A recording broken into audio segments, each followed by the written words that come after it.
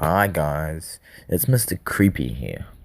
I hope you enjoy this video, and if you do, make sure you leave a like, and subscribe if you're new. And remember, you're never truly alone. This happened when I was about 18 years old. I was big into running back then, and I lived in a town that was a suburb but had big swaths of farmland, as in a small tomato and strawberry fields, not huge, never-ending wheat fields.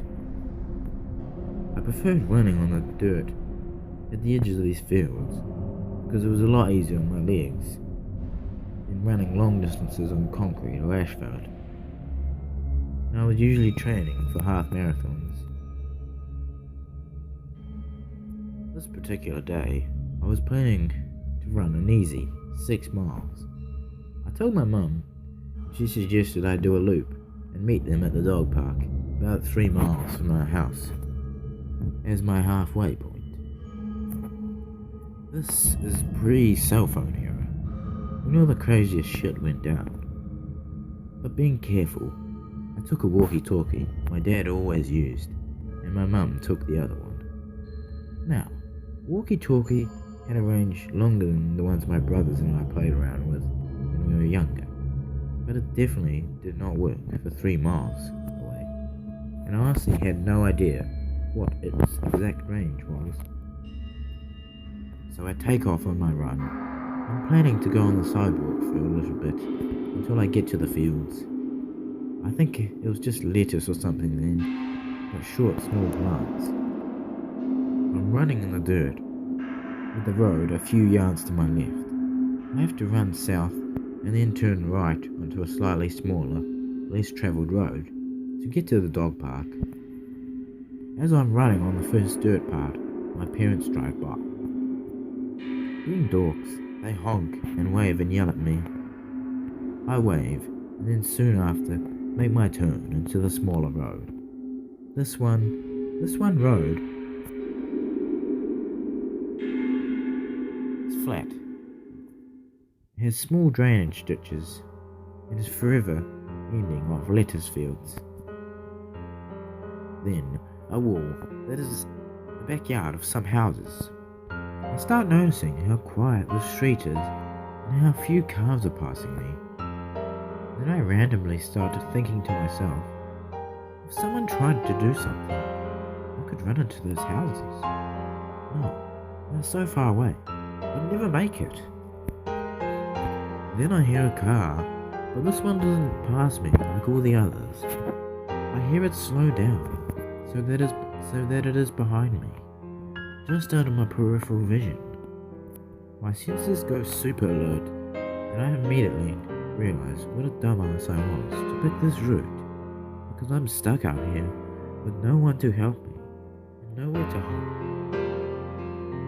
The car starts speeding up enough so that it's next to me, and I glance over to see it's a man, middle-aged, white, and dark hair, totally normal looking, and I get a chill down my spine immediately. He sort of leans over into the passenger seat and says in a super sweet voice, "Hi, where are you going? Do you need a ride?"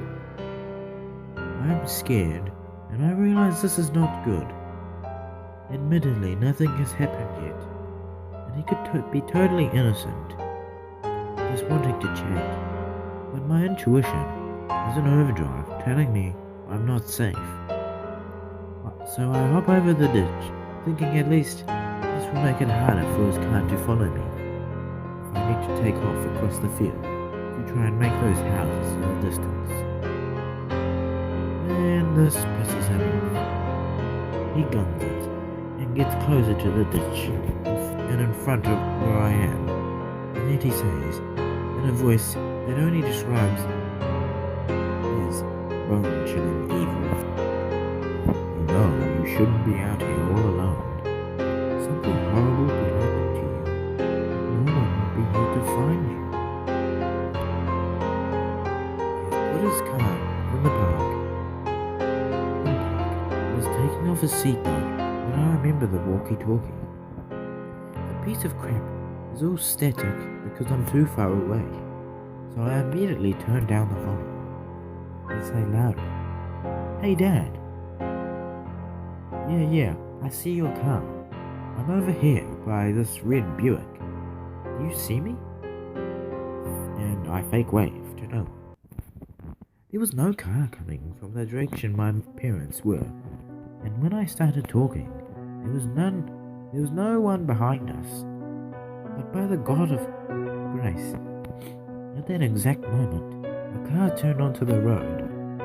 The guy saw it, looked at me, and sped off so fast he left skid marks.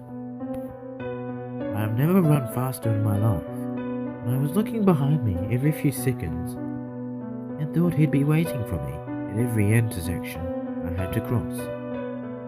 I was shaking. I was so scared and relieved when my parents got to that goddamn dog park. I told my parents everything, and my mum called the cops.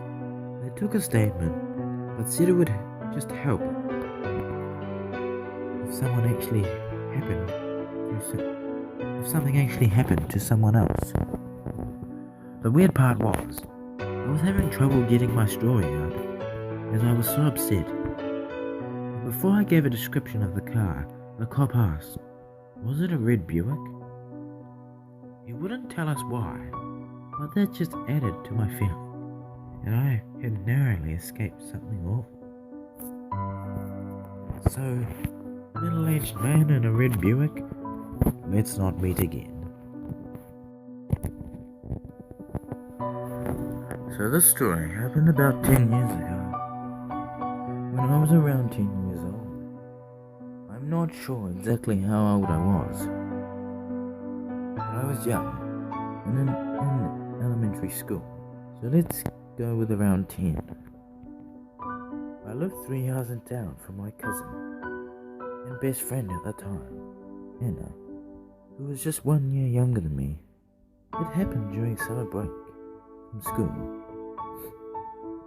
We lived in a very safe neighborhood and used to play out on the street every day, all day, just going to our houses to eat. On that day, I absolutely remember we were rollerblading up and down our street when we saw a man pacing around watching us. He was tall, skinny, pale, had greasy black hair, and wore a sweater. Midday on a hot summer's day. For some reason, being young, naive, and stupid, we thought that he was just being funny, so kept on rollerblading by him. Probably the second time we passed him, he started touching himself down there, watching us pass by. At that point, we were creeped out, but we weren't sure if that really just happened, so we passed by him again. And he had his thing out, completely stroking it, and he dropped his pants to the ground, right in front of us. Still stroking and smiling. Mind you, this was in the middle of the day, probably early afternoon, on a nice summer's day. We got so scared. I remember feeling so violated and terrified. We hurried to my house. It was closer, even though hers was only 3 houses down. We told my parents what had happened, and they called the police. I remember it took them a very long time to come, and of course the man was gone by the time they did. Me and Anna were asked some questions by the police. A report was made. They even sent a helicopter to look for the man, but they never found him, as far as I know. Thankfully, we never managed to see him again. One day, my parents weren't home, so So it was just my sister and I doing schoolwork. We were homeschooled. I don't remember how old we were, but I do remember what homeschool program I was doing. So I was in anywhere from 3rd to 5th grade, and my sister is 3 years older than me. We were sitting in the dining room on our computers doing schoolwork, like we always did. One of us was sitting facing the window, and the other was sitting across the table with our back to the window. And these huge guys walked up to our porch. There were 2 of them. I distinctly remember them being tall, husky guys wearing black shirt, black slacks, and one of them had a neon pink silk tie, and the other had a neon green one. My sister and I argue about whether they were black or Hispanic, but either way, they had darker skin. One of them was darker than the other. The darker skinned one had a shaved head, and the lighter one had black, kinda slicked back hair. They were holding clipboards. As soon as they reached the door, they pounded on it, like policeman style pounding. I have always been very skittish, afraid of my own shadow, so that alone terrified me. They kept pounding and ringing the doorbell for a few minutes. Then one of them looked into the window, like hands over their eyebrows, touching the window, looking in. The blinds were open, so they saw us staring right back at them. The darker skinned guy looked in too, and then knocked on the window and yelled, "Hey girls, don't worry, just open the door." I was shaking in my chair. I was terrified of kidnappers and burglars. As far as I knew, I was staring one right in the face. Thankfully, my sister walked over to the window and closed the blinds, grabbed the phone, and called my grandparents. They happened to live right across the street.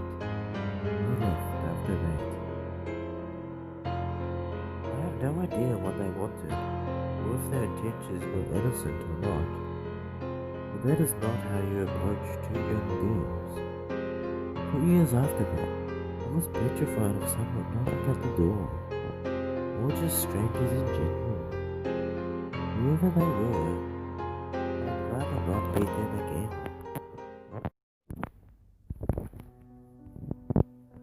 About a year ago, my family and I went on a vacation, and eventually came home afterwards to find a bunch of bird poop everywhere, and some objects moved ever so slightly. The couch was moved about an inch to the right. The fan was facing the wrong way. The shelf was moved about an inch or 2.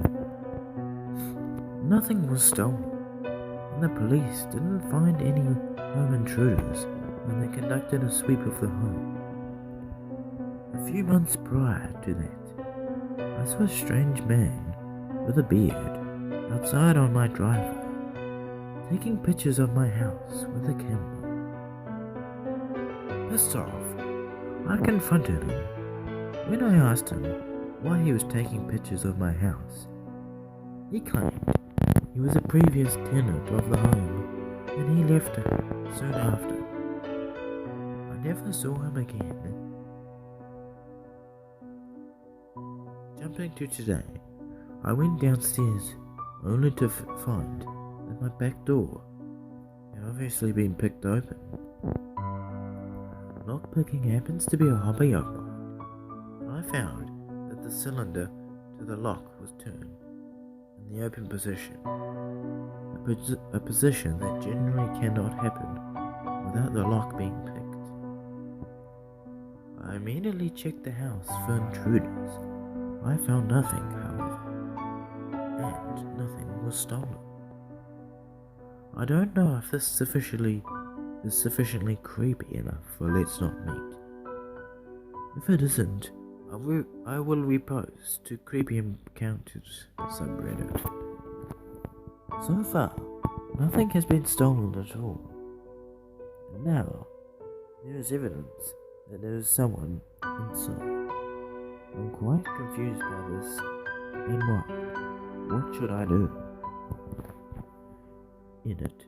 The strange thing is that the intruder could have easily simply turned the cylinder back into its original position, and I would have been completely oblivious to their threat. I hate to sound cliched or dramatic, but it's almost like whoever he is, he wants me to know he's been inside. Update. I know my parents and landlord would likely never approve, but I just went and disassembled the lock and added a mushroom pin and security pin to the quickset. I've also noticed some hammer marks on the quickset. Maybe a failed attempt.